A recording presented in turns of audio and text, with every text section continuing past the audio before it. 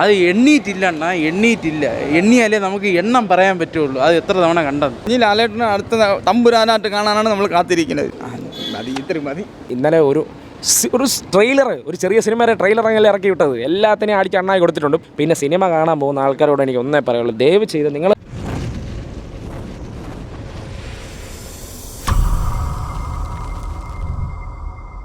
കിടില എക്സ്പീരിയൻസ്, വേറെ ലെവല്, ഭയങ്കരമായിട്ട് ഇഷ്ടപ്പെട്ടു. രണ്ടാമത് തിയേറ്ററിൽ വന്ന് കണ്ടപ്പം കിടില. ഇത് കുറേ പ്രാവശ്യം കണ്ടിട്ടുണ്ട്. തിയേറ്ററിൽ ഫസ്റ്റ് ടൈമാണ്. എമ്പുരാൻ കാണുന്നുണ്ട് ഫസ്റ്റ് ടൈം.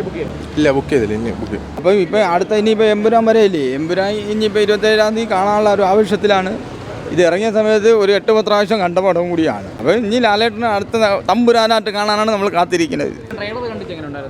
അതന്നെ എല്ലാം ഇത്രയും പറയാമല്ലോ. ബാക്കി എനിക്ക് എമ്പുരാൻ കാണാനുള്ള ഒരു ആവശ്യത്തിലിരിക്കുകയാണ്. വേറെ ഒന്നും എനിക്കിപ്പോൾ പറയാം. നമ്മളൊരു മോഹൻലാൽ ഫാനാണ്. മതി, ഇത്രയും മതി. അത് എണ്ണീറ്റില്ല, എണ്ണിയാലേ നമുക്ക് എണ്ണം പറയാൻ പറ്റുള്ളൂ. അത് എത്ര തവണ കണ്ടത്. അപ്പം ആ പഴയ ഒരു ഗൂസ് ബംസേന എപ്പോഴും ഉള്ളത്. സൂപ്പറായിരുന്നു ബ്രോ. മോഹൻലാലിൻ്റെ കൊള്ളാം ബ്രോ. സെറ്റ് പടം അടിപൊളി. കൊള്ളാം. ഞാൻ തിയേറ്ററിൽ കണ്ടില്ലായിരുന്നു, അപ്പോൾ ആദ്യമായിട്ട് വന്നതാണ്. ഫസ്റ്റ് 4-5 പ്രാവശ്യം കണ്ടു. എത്ര കണ്ടിട്ട് നമുക്കൊരു പുതുമയുണ്ട്. ഇംഗ്ലീഷ് സിനിമയുടെ ആ ഒരു എഫക്റ്റ് വന്നിട്ടുണ്ട്. നല്ല തിയേറ്റർ എക്സ്പീരിയൻസ് ആയിരുന്നു. നമ്മുടെ 6 വർഷം മുമ്പ് കണ്ട പടം നന്നായിട്ട് കാണാൻ പറ്റി. എൻ്റെ ഒബ്വിയസ്ലി എമ്പുരാൻ ട്രെയിലറും കണ്ടു. അതിൻ്റെ എക്സൈറ്റ്മെൻറ്റിലായിരുന്നു. നല്ല തിയേറ്റർ എക്സ്പീരിയൻസ് ആയിരുന്നു. അടുത്ത എമ്പുരാന് വേണ്ടി വെയിറ്റിംഗ് ആണ്. ഫസ്റ്റ് ഒരു തവണ കണ്ടിട്ടുണ്ട്. തിയേറ്ററിൽ ഇപ്പോൾ രണ്ടാമതൊന്ന് കണ്ടതാണ്. തിയേറ്റർ എക്സ്പീരിയൻസ് അത് വേറൊരു ആംബിയൻസ് ആണ്. നെക്സ്റ്റ് വീക്ക് എമ്പുരാന് വേണ്ടി കട്ട വെയിറ്റിംഗ്.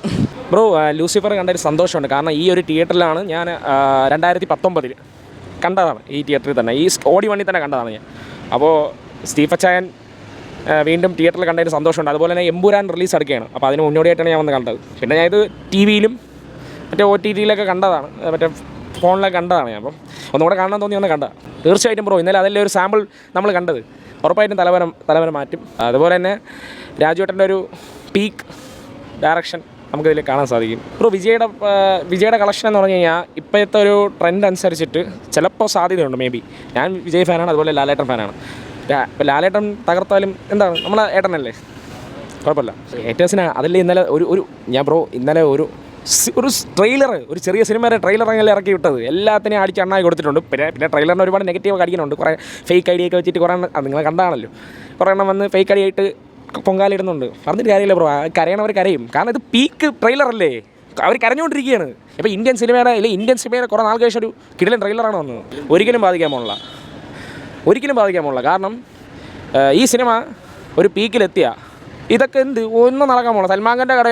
സൽമാൻ ഖാൻ്റെ പടമായാലും വിക്രത്തിൻ്റെ പടമായാലും ഇത് കൊളുത്തിയ ഒന്നും ബാധിക്കാൻ പോകില്ല ബ്രോ. അത്രയൊന്നും നമ്മൾ പ്രതീക്ഷിക്കല്ലേ. അയ്യോ, അത് അങ്ങനെ അത്ര എക്സ്പെക്റ്റ് ഒന്നും കൊടുക്കല്ലേ. നമ്മൾ ഒരു വിചാരിച്ച, ഞാൻ ഒരു പ്രഡിക്ഷൻ പറയുകയാണെങ്കിൽ ഒരു 300 കോടി അത്രേ ഞാൻ പറയുള്ളൂ. കാരണം എന്നറിയാമോ, മലയാള സിനിമയാണ്, ഒരു ചെറിയൊരു ഇൻഡസ്ട്രിയാണ്, മനസ്സിലായില്ലേ.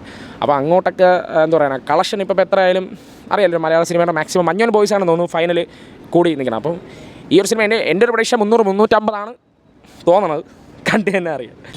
സത്യം ബ്രോ, എമ്പുരാന് ഞാൻ കട്ട വെയിറ്റിംഗ് ആണ്. പക്ഷേ ശരിക്കും പറഞ്ഞു കഴിഞ്ഞാൽ എനിക്ക് ടിക്കറ്റ് കിട്ടിയില്ല. സത്യം പറയാം, എനിക്ക് ടിക്കറ്റ് കിട്ടിയില്ല. ഞാൻ എല്ലായിടത്തും, അല്ലെങ്കിൽ ഞാൻ കുറേ കോൺടാക്ട് ചെയ്ത് ടിക്കറ്റ് കിട്ടിയില്ല. എമ്പുരാന് വേണ്ടി ഞാൻ കട്ട വെയിറ്റിംഗ് ആണ്. പക്ഷേ ടിക്കറ്റ് കിട്ടാൻ സാധിച്ചില്ല. ഫാൻ ഷോ എല്ലാം ഫുള്ളാണ്. മിക്ക സെൻറ്ററിൽ ഫുള്ളാണ്. പക്ഷേ നാളെ രാവിലെ 9 മണിക്ക് ബുക്കിംഗ് തുടങ്ങുന്നുണ്ട്. പക്ഷേ ഒരു കാര്യമില്ല, ത്രാഷാവും. കാരണം ബുക്ക് മൈ ഷോ ത്രാഷാണ്. കാരണം നമുക്ക് സീറ്റ് എടുത്താൽ അപ്പം എററാവും, മനസ്സിലായില്ലേ. അപ്പോൾ ആ അവസ്ഥയാണ്. ഇനി വൈകിട്ട് കിട്ടുമോ, നമുക്ക് ഫസ്റ്റ് ഡേ കാണാൻ പറ്റുമോ എന്ന് അറിഞ്ഞുകൂടാ. എന്നിരുന്നാൽ പോലും ശ്രമിക്കും. ഫസ്റ്റ് ഡേ ഒരു പ്രതീക്ഷയില്ല. പിന്നെ സിനിമ കാണാൻ പോകുന്ന ആൾക്കാരോട് എനിക്ക് ഒന്നേ പറയുള്ളൂ, ദയവ് ചെയ്ത് നിങ്ങൾ എക്സ്പീരിയൻസ് ഷെയർ ചെയ്തോ, നിങ്ങൾ സന്തോഷം എല്ലാം പങ്കുവെച്ചോളൂ. പക്ഷേ സിനിമയ്ക്കകത്ത് എന്തെങ്കിലും സർപ്രൈസ് എലമെൻസോ അല്ലെങ്കിൽ എന്തെങ്കിലും നിങ്ങൾ ദയവ് ചെയ്തത് പുറത്ത് വിടരുത്. അതെൻ്റെ ഒരു റിക്വസ്റ്റാണ്. ട്രോൾ ചെയ്യുന്നവരോടായാലും റിവ്യൂ ചെയ്യുന്നവരോടാണ് എനിക്ക് പറയാനുള്ളത്. അതിനകത്തുള്ള എന്തെങ്കിലും സർപ്രൈസ് എലമെൻസോ ഒന്നും അത് ദയവ് ചെയ്ത് പുറത്ത് വിടരുത്. നിങ്ങൾ ഇപ്പോൾ കമൻസിൻ്റെ അടിയിൽ കുറേ കാണും, നമ്മൾ അയാൾ വന്ന് വൈറൽ ലെവൽ എന്നൊക്കെ പറയും. ദയവ് ചെയ്ത് അങ്ങനെ ചെയ്യരുത്. നിങ്ങൾ സിനിമയെ സ്നേഹിക്കുന്നവരാണെങ്കിൽ അങ്ങനെ ചെയ്യരുത്. സിനിമ കാണുക, റിവ്യൂ പറയാം, അതൊന്നും പ്രശ്നമല്ല. പക്ഷേ അതിനകത്തുള്ള കാര്യങ്ങൾ, സ്പോയിലേഴ്സ് ഒന്നും പറയരുത്. അതേ എനിക്ക് പറയുള്ളൂ.